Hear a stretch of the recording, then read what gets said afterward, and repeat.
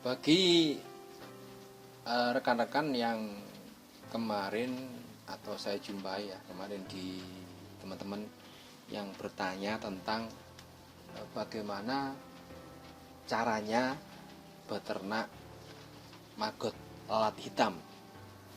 Itu seringkali memang kalau pemula ya mungkin dibingungkan oleh nanti ramuannya pakai apa, medianya pakai apa, terus harus ini harus itu, jadi agak rumit. Sebenarnya tidak juga sih. Yang penting begini, yang penting satu, medianya yang digunakan adalah air. Yang kedua, ada tambahannya diantaranya mungkin sayur-sayuran, ya kan. Terus kemudian yang selanjutnya apabila di sekitar Anda itu ada bekicot, yang kemudian bekicot tadi itu daripada menjadi hama atau nggak dimanfaatkan, memang biasanya juga hama juga sih. Kita gunakan bekicot atau mungkin keong atau apalah ya, itu sebagai sebagai nutrisi bagi maggot-maggot itu sendiri. Biasanya kalau kita sudah taruh begini, terus kemudian dia berproses secara alami. Kalau memang pengen segera cepat ya pakai mungkin E4 atau jenisnya untuk menambah fermentasi itu agar cepat. Tapi biasanya kalau begini aja sudah cukup. Kenapa? Karena memang lalat buah itu biasanya dia tertarik pada bau-bauan yang organik, bisa nasi bekas atau apalah semacamnya itu. Tapi biasanya dia lebih menyukai sama organik yang berasal dari mungkin daunan dan sebagainya, dimana dedaunan tadi itu ada proses fermentasi yang kemudian berlanjut terus kemudian menimbulkan sedikit bau, itu dia akan tertarik. Biasanya lalat hitam itu datangnya sekitar kisaran pukul 9 sampai pukul 9 pagi ya kan, ke atas itu sampai pukul 2. Jadi 2 sore itu masih berseliweran ya, namanya lalat hitam ya, sorry. Nah, dia akan mencari tempat bertelur. Pokoknya bau gitu aja dah, dia dah bertelur. Nah, ketika ditaruh di sini dia akan bertelur, kemudian dia menjadi maggot kecil ya kan. Terus kemudian dia membesar, setelah itu dewasa, setelah dewasa dia akan jatuh sendiri. Kayak begini. Jadi kita nanti dikasih kayak begini. Biar enggak kerepotan ya, biar enggak repot A, B, C, kayak gini aja udah cukup. Ini contoh ya. Ember dikasih media sayuran, terus kemudian dikasih keong ataupun dikasih bekicot ya kan, jenis hama dan sebagainya, masukkan ke sini, dibiarkan. Hanya saja letaknya itu jangan sampai di dekat rumah, atau katakanlah mungkin di dekat tempat tinggal kita ya, mungkin agak jauh lah, beberapa meter gitu aja nggak masalah, dan disesuaikan dengan arah angin. Kenapa? Memang agak bau juga sih, tapi kalau jauh kan atau mungkin punya tempat yang bisa digunakan untuk pembuatan proses organik cair, nggak masalah juga. Karena memang ya begini prosesnya. Nah, ya kan, simpel kan. Setelah lalat hitamnya itu masuk atau bertelur di sini, kemudian timbul kecil-kecil kayak ulat itu kan, terus kemudian dia membesar, dan setelah membesar dia akan naik ke sini. Kalau sudah siap untuk menjadi pupa, biasanya naik ke sini. Ya kan, naik sendiri, terus kemudian turun ke bawah. Nah, itu kapan naiknya? Biasanya lalat hitam itu migrasi, maggot itu migrasi biasanya pada saat malam hari, dikarenakan maggot sendiri sepertinya kategorinya adalah hewan nokturnal, dia aktif ketika malam. Jadi ketika siang dia malah sembunyi. Ini kena cahaya aja udah sembunyi. Jadi kena cahaya dia mencari kegelapan, karena memang suka kegelapan ya kan. Ini dibiarkan beberapa minggu, kemudian dia akan menjadi lalat hitam dewasa, biasanya seperti itu.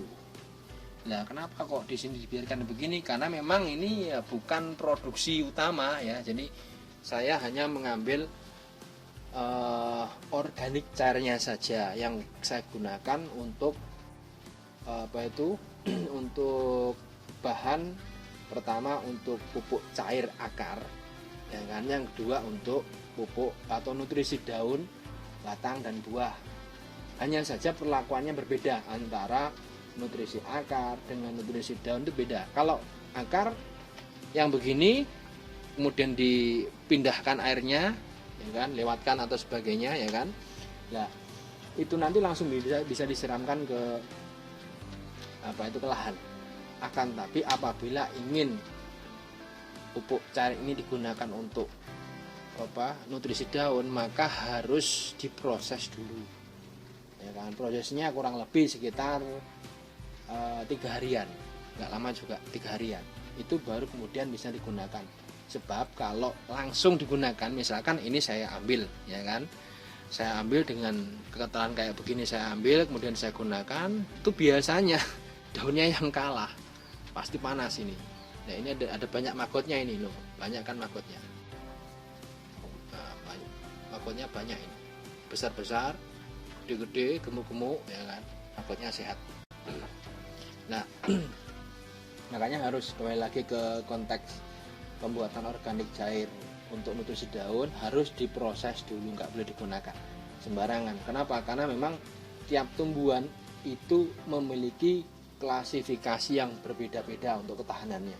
Ada yang kuat, ada yang enggak, tergantung takarannya. Biasanya untuk organik cair nutrisi daun itu kalau aturan pabrik, untuk paketnya pabrik, buatan pabrik itu 1:100, ya kan. Satu ini 100 air. Nah, kalau ini lebih bisa sedikit lagi takarannya untuk amannya. Tapi biasanya teman-teman itu kalau menggunakan organik cair asal-asalan, akhirnya apa? Akhirnya residu yang ada di daun itu terlalu banyak, terus proses fermentasi belum selesai, akhirnya itu menempel di daun, ya kan, masih ada tepung yang berproses fermentasi, panas juga, asam juga, akhirnya daun bisa menguning. Akan tapi apabila diproses dulu, ya kan, ada tahapannya, insya Allah juga nggak akan kuning. Ya, ini saya terapkan di tanaman lombok tadi, cabai. Oke, semoga bisa dipahami. Dan bagi teman-teman yang ingin uji coba simpel-simpelan bagaimana eksperimen membuat pupuk organik, ya kayak gini. Atau ingin beternak lalat hitam, ya gini aja, simpel aja. Karena alam menyediakan kita banyak, kita nggak usah bingung-bingung nyari bibitnya, kita nggak usah bingung-bingung nyari telurnya. Cukup sediakan ember, terus kemudian sediakan yang bawah kayak begini, ya kan.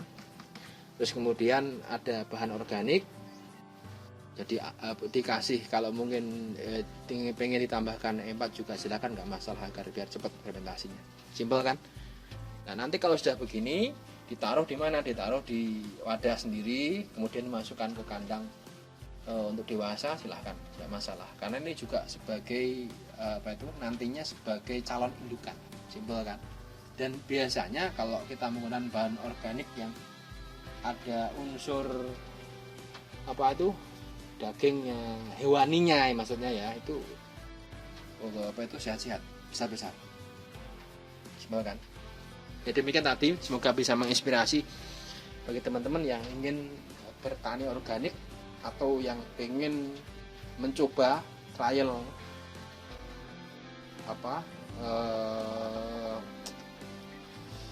alat hitam.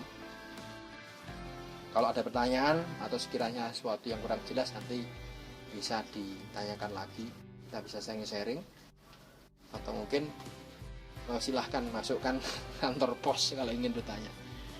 Bul, yang Bul baca ya. Oke.